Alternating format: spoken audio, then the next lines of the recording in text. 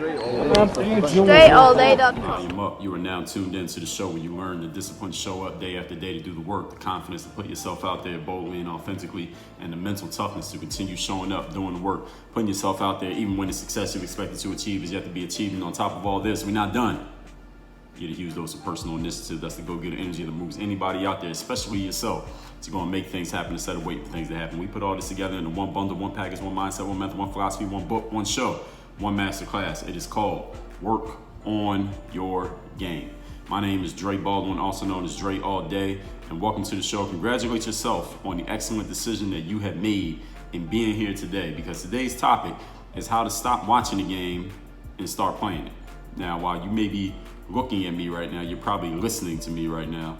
You could be doing something else while you're doing it. So I'm gonna give you some game that you're gonna take with you here today, so that you can not just be a passive observer of whatever happens to be going on in your world, whatever you happen to be involved in, whatever you want to be involved in, but how you can be an actual participant. You could be somebody out there making it happen. All right, is that something that you're interested in? Good, and that's why you're here today. It is very easy and becoming even more easier every single day to watch the game. And when I say the game, and those of you who are new to this show, when I say the game, I'm using that as a figure of speech for whatever you're involved in. So if you're an athlete, the game is whatever sport you play. If you're an entrepreneur, is everybody else who's in the entrepreneurship world. If you're a janitor, is all the other janitors and maintenance people out there in the world. If you're a teacher, is all the other teachers. So the game is whatever industry, whatever vocation, whatever hobby, whatever serious thing you happen to be involved in. That's what I mean when I say the game. So it's becoming very easy to watch the game these days, because first of all, we got social media where you can see everybody else telling you their business, or at least what they want you to think is their business. You got Netflix and YouTube, which, I mean, if you scroll down, you swipe up and you just scroll through the feeds on Netflix or YouTube, it's impossible to get to the bottom of the list, right? It just keeps going. It's just an endless scroll. Or on my website, DreAllDay.com, on WordPress, they offer that option. They call it endless scroll, meaning somebody can just scroll. It will never end as long as you got enough content to keep them scrolling. They offer you endless opportunities, all these platforms, social media, Netflix, YouTube, Facebook, all of them, endless opportunity to give your time and your attention to what other people are doing. All right, that's what they're giving you. They're giving you an endless opportunity to pay as much attention as you possibly can, which is 24 hours a day. That's as much as you possibly can, to what everybody else has going on, to what somebody else has created. Now, while I will allow that this can be very entertaining. It can be entertaining to just 2 minutes before I started recording this, I was scrolling through my Twitter timeline. I'm usually about a day or so behind on my Twitter timeline. I don't catch up to the whole thing every single day. I try to catch up. I try to keep it at least 24 hours or less that I'm behind. But I do see every tweet of whoever I happen to be following. And I don't follow that many people. But it gives you it can be entertaining. Anyway, I brought that up because it's entertaining. It was something that I saw in there that made me laugh, and it was funny. So I appreciate that entertainment. You know, human beings, we need to laugh. They say that a kid laughs like 1,000 times a day, and an adult laughs like 3 times a day, or something like that. Don't hold me to that math, but it was something like that. Adults, we don't laugh that often. So I like seeing something that makes me laugh. The problem is with the entertainment or fear porn or outrage porn that we can get addicted to on these feeds of what everybody else has going on, we never get around to actually creating our own success, which can become a problem. I think that'll be a problem for me. If I don't have enough time to create my own successes, I'm giving too much of my time to you and him and her and them and they. And understand that these platforms are designed to do exactly that. They're designed to suck as much time out of you as possible. And the more time and engagement they get from you, the more they can charge to their advertisers and the more money that they make. This whole thing is all based on money, and your time becomes their money. I explained that to you already in a previous masterclass, and I was asking you, how much does social media actually matter to your business, or how much time should you be spending on social media, period. So let me tell you a couple of the masterclasses where we talked about this. Masterclass number 74, you can hear actually the first live speaking engagement that I ever did in my life back in 2015, where I talked about social media for business. I was speaking specifically on the platform of YouTube and in Boca Raton, Florida. That's episode 74. But later on, when I talked about social media and its value to your business, that was masterclass number 1114. And then I talked about it again in masterclass number 490. a year, 2 years before that, that social media is a new TV show. Do not be fooled by the actors. So make sure you check all three of those check the Game Group platform to get all three of those master classes. But anyway, we are going to fix the problem here today of you getting addicted to watching the game instead of actually participating in it. Point number one. Topic once again is how to stop watching the game and start playing it. Number one, pay less attention to what other people are doing. This is my number one time, energy, focus, and productivity hack. If anybody asks me, what's your number one time hack, Dre? Stop paying attention to what everybody else is doing. Dre, what is your number one energy hack? Stop giving your energy to what other people are doing. Dre, what is your number one hack for focus? I mean, you create all this stuff and you put all this stuff out, you have all these products, you create all these things. How do you stay focused? Stop paying attention to what other people are doing. Dre, what is your number one productivity hack? And I want to put out a masterclass every day and a YouTube video every day and articles. And I want to write a whole bunch of books and create a whole brand around what I want to talk about. How can I do something similar to what you're doing? Stop paying attention to what other people are doing. This is the number one hack for all four: time, energy, focus, and productivity. If you've been listening to this show long enough, you have heard me talk about this before. I've given entire master classes to this exact point. And if you keep listening to this show, you will hear me talk about this again. All right, I will say this again. I will repeat myself. And I'm going to repeat myself again before this episode is over. I guarantee you I will say this again. Do not look at the food on another man's plate. All right, we just talked about this not too long ago. We just talked about it in masterclass number 666. Do not look at the next person's plate. And we talked about it again in masterclass number 1579. Damn near, what is that, 3 years later? We talked about never looking at the food on another man's plate. Do not look at what another person has going on, because most of the time, whatever they have going on doesn't do anything for you. If you want to play the game in life, you got to get on the field.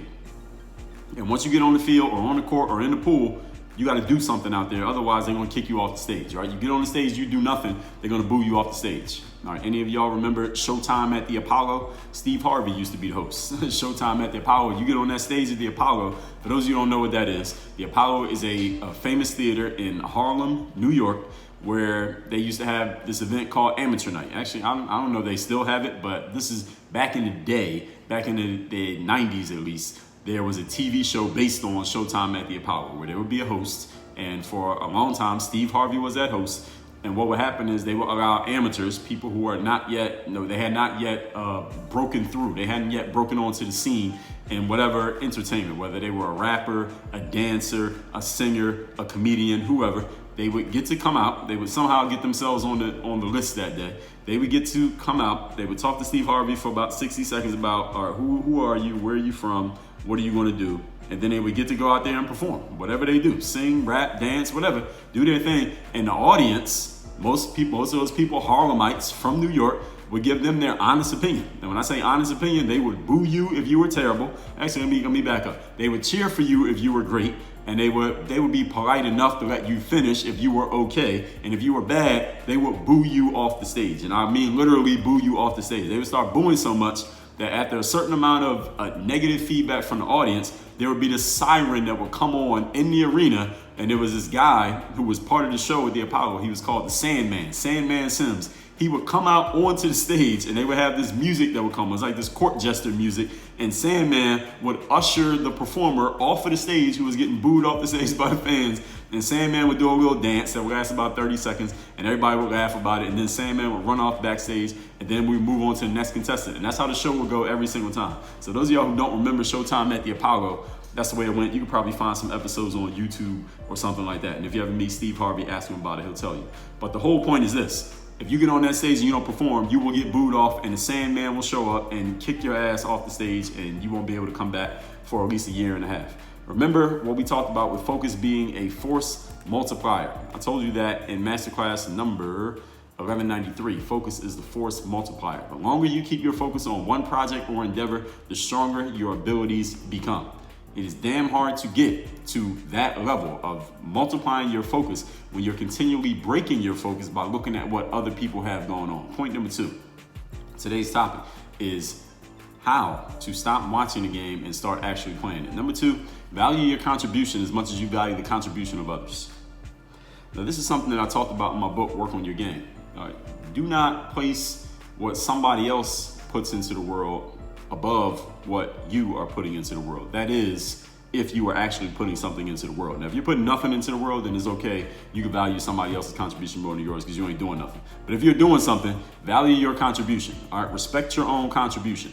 Doesn't mean that you can walk around and just say that you're the best in the world at what you do when you are clearly not, or you haven't put that work in yet, or you haven't produced the ROI, you haven't produced the value for yourself or for anyone else yet. Don't just go around saying it when you haven't proven it. But at the same time, do not degrade yourself or lower yourself just because somebody else is out there doing their thing. Maybe they're more famous than you, they have more followers than you, they have more material possessions than you. Don't lower your value. The only way your value is ever going to rise is if you are, first of all, you got to believe in yourself enough to sell your value, to be worth what is worth. And secondly, you got to be humble enough. You got to have the humility to know that you got to keep putting in that work to make your value better and continue producing results, not only for yourself, but for other people. Because that's the only way you actually make a contribution in life is by what you can give to others, not what you give to yourself, is what you give to other people. And by giving to other people, they're going to give back to you. That's the way that the game works.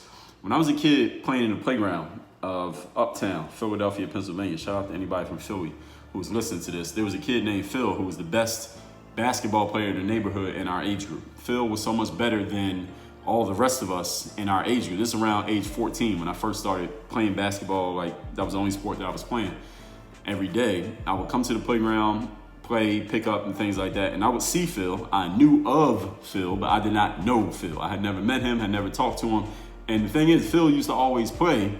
Well, I used to always play with all the kids who were around my age. Most of us were 13, 14, maybe 15 years old playing pickup every single day. And I would see Phil, but Phil would always be playing with the older guys. He'd be playing with guys who were 17, 18, 19, and the grown men. Like, there was a court where just the grown men played. We called that A court.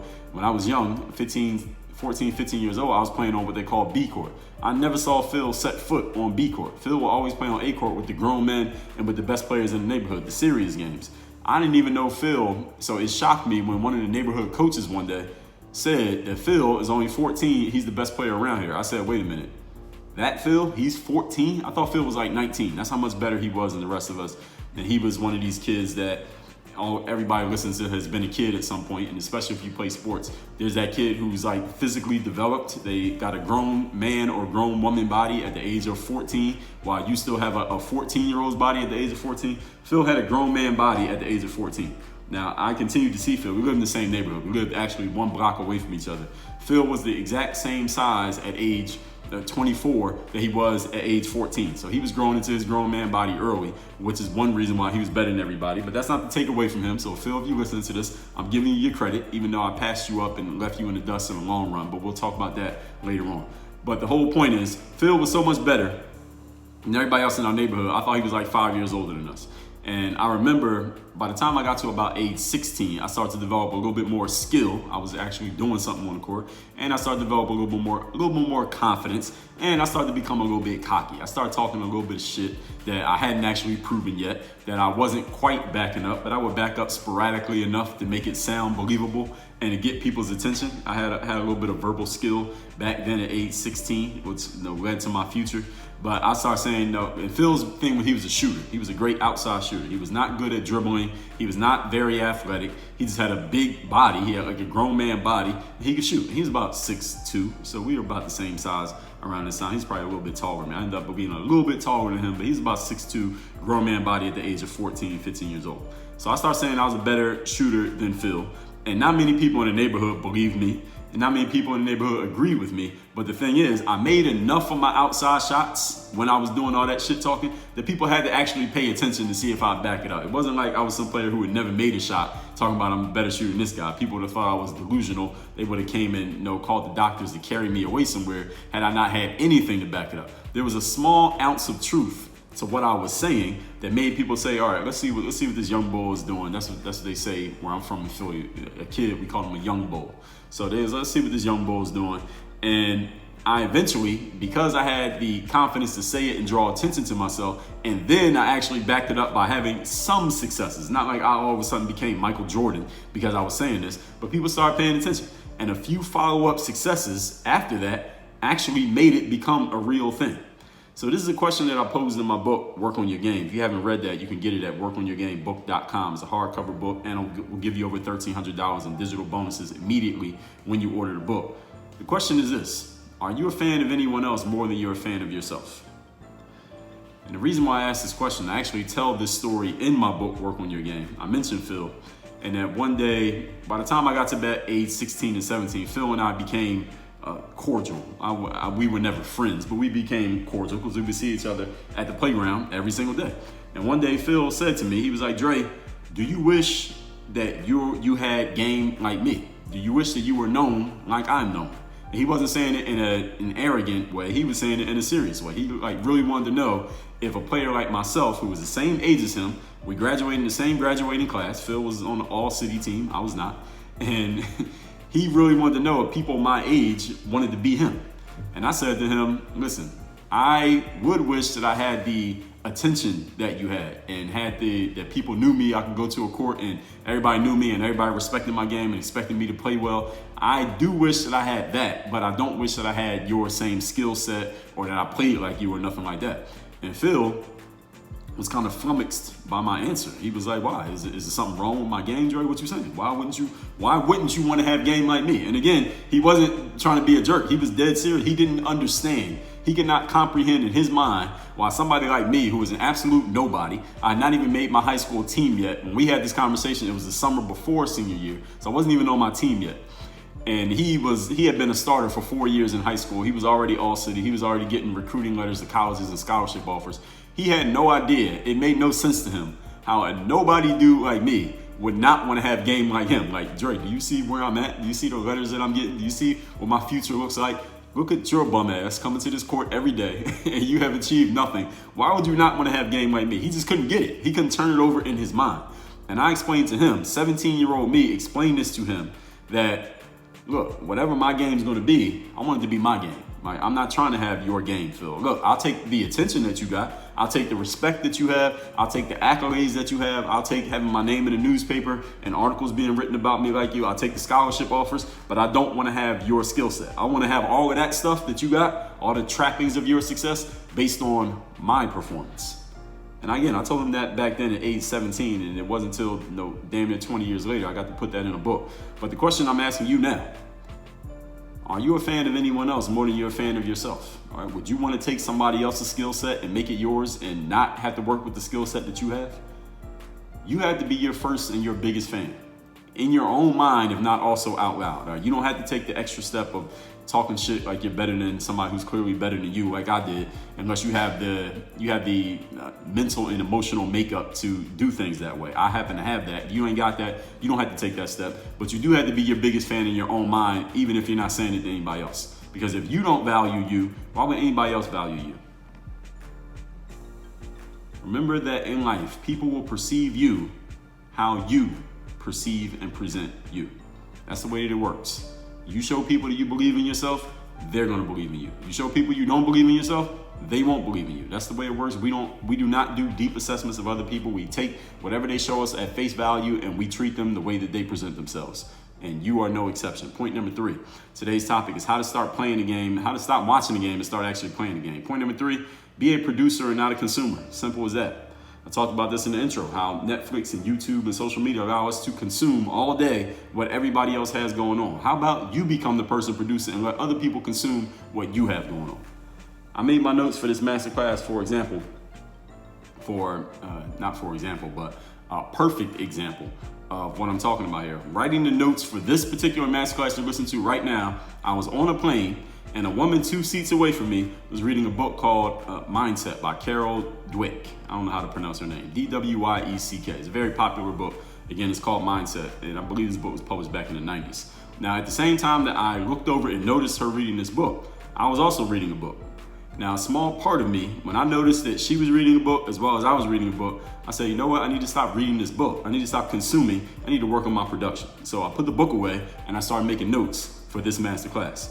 In this thought leadership space of anyone who is out there selling or peddling your intellectual property, meaning taking the knowledge that you have in your head and branding yourself and making a business out of it. People who are either in it or who pay attention to it. People who like telling you what books they read or what YouTube channels they watch, or how they think they know who or where you got a quote from when you say something. Listen, all of that is all fine and good. But listen, I'm not impressed when somebody tells me that they've read some books. I'm not impressed when a person can tell me that the quote that I said happened to be coming from this person or that person, or people who claim that that's where I happen to get a quote from or some information from or something like that. Knowledge is not a race, ladies and gentlemen. I told you this masterclass number 1383. The title is Knowledge is Not a Race. If you haven't listened to that, I suggest you listen to it. All right, the game is not how much content can you consume and how many quotes can you remember, how many books have you read so you can brag about it and post a picture on IG of all the books you got that you have on your shelf that you're about to start reading. Listen, it's all good that you're reading books. I'd rather you read than not read. However, that's not the whole game. All right, that is a means to an end. Reading a book, watching a YouTube, listening to a masterclass, subscribing to somebody's channel, listening to a podcast, those are all means to an end. The whole purpose is for you to gain a certain amount of knowledge and information that you can then translate to your personal life and then implement in certain ways that will help you create success that helps other people, and therefore you will be helped by helping others. That's the whole game. Remember that taking the knowledge in itself is not the whole game. The game is not just to prove that you've taken some information, and who cares? Information is worthless if you have not implemented it. It's a good thing that you're interested in learning. It's better than being uninterested, but consuming is the easy part. The question is when you're going to start producing. All right, there are a lot of consumers out there. How many producers we got? The producers are the creators. The producers are the conquerors. The producers are the ones who run things. When are you going to start creating your own quotes rather than reciting somebody else's quotes? All right, I don't want to go on Twitter or IG and see you posting a quote that somebody else said. I want to see a quote that you came up with and let other people like that. When are you going to start getting in the game instead of buying a ticket to sit in the bleachers and watch it? That's my open question to you that we're going to close with as I recap today's class, which is how to stop watching the game and start playing it. It is very easy and getting easier to watch the game these days. Again, social media and all our other platforms, YouTube, Netflix, all of them have endless scroll options, meaning you can just keep watching and consuming forever. Problem is we never get around to creating when we do that. Today, I'm gonna help you fix that. Number one, pay less attention to what other people are doing. My number one tip for creating more time, more energy, more focus, or more productivity, any one of them in life, is to pay less attention to what other people are doing. I told you about not looking at the food on other people's plate. If you want to play a game, you got to get on the field, and you better do something when you're out there or you will get booed off the stage like they do at Showtime at the Apollo. It is hard to get there at that level without complete focus. And it's hard to have complete focus if you keep breaking your focus and look at what everybody else has going on instead of looking at your own. Point number two, value your contribution as much as you value that of others. There was a kid in my neighborhood who was way better than me at basketball, and I needed to value myself more than I valued him, even though he was 100 times better than me at the time that I found out that he was actually the same age as me. But had I not had that belief in myself over belief in him, well, look, I may have become his number one fan. Maybe I could have been his manager or something, or the head of his fan club. Wouldn't have been a good idea because his career didn't go too far. He didn't become a pro, but I had to believe in myself. If I hadn't believed in myself, I wouldn't become one either. You got to perceive yourself as worthy even before you have actually tangibly become worthy. That's the way it works. Point number three, be a producer and not a consumer. I made my notes for this masterclass. I was on a plane. I looked to my right. There was a woman reading a book. I was also reading the book. I said, I can't be equal to this woman. I put the book down and I start creating stuff. All right. You have to be a producer if you want to be a conqueror, if you want to be a leader, if you want to be a person that people look to and say, oh, this is what this person said. And you want to have people quoting you. You want to have people reciting your stuff. You want to have people sharing. You want to have people telling their friends, you know what, if you want to learn about that, you should read this book by this guy. And you want them to say your name. You want to name your book. Instead of you naming other people's books, you want people naming yours. Instead of you saying, oh, I watched this YouTube video, this person covers that really well. You want somebody talking about your YouTube video or your Netflix show or your blog or your podcast or your course or whatever it is that you have. But you can't put yourself in that position if you ain't created nothing. Now, if you don't have anything out there, how can anybody suggest you? It's a good thing to be interested in learning and consuming the right things. It's better than being uninterested, but consuming is a lot easier than producing. And that's why very few people are producers. And that's why the producers run things. All right, so you want to be one of the people running shit? Start producing. Get in the game and stop watching it. Work on your game. Dre, all day.